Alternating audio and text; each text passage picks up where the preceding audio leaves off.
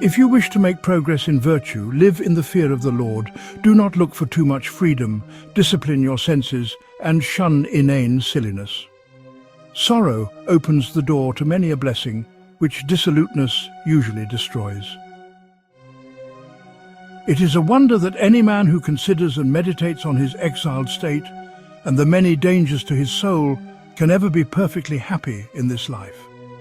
Light-hearted and heedless of our defects, we do not feel the real sorrows of our souls, but often indulge in empty laughter when we have good reason to weep. No liberty is true, and no joy is genuine unless it is founded in the fear of the Lord and a good conscience. Happy is the man who can throw off the weight of every care and recollect himself in holy contrition. Happy is the man who casts from him all that can stain or burden his conscience.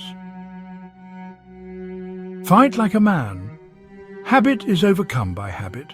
If you leave men alone, they will leave you alone to do what you have to do. Do not busy yourself about the affairs of others, and do not become entangled in the business of your superiors. Keep an eye primarily on yourself and admonish yourself instead of your friends. If you do not enjoy the favor of men, do not let it sadden you. But consider it a serious matter if you do not conduct yourself as well or as carefully as is becoming for a servant of God and a devout religious. It is often better and safer for us to have few consolations in this life, especially comforts of the body. Yet if we do not have divine consolation or experience it rarely, it is our own fault because we seek no sorrow of heart and do not forsake vain outward satisfaction.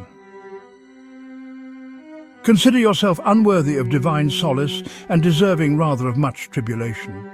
When a man is perfectly contrite, the whole world is bitter and wearisome to him. A good man always finds enough over which to mourn and weep. Whether he thinks of himself or of his neighbour, he knows that no one lives here without suffering, and the closer he examines himself, the more he grieves. The sins and vices in which we are so entangled that we can rarely apply ourselves to the contemplation of heaven are matters for just sorrow and inner remorse. I do not doubt that you would correct yourself more earnestly if you would think more of an early death than of a long life. And if you pondered in your heart the future pains of hell or of purgatory, I believe you would willingly endure labor and trouble and would fear no hardship. But since these thoughts never pierce the heart, and since we are enamored of flattering pleasure, we remain very cold and indifferent. Our wretched body complains so easily because our soul is altogether too lifeless.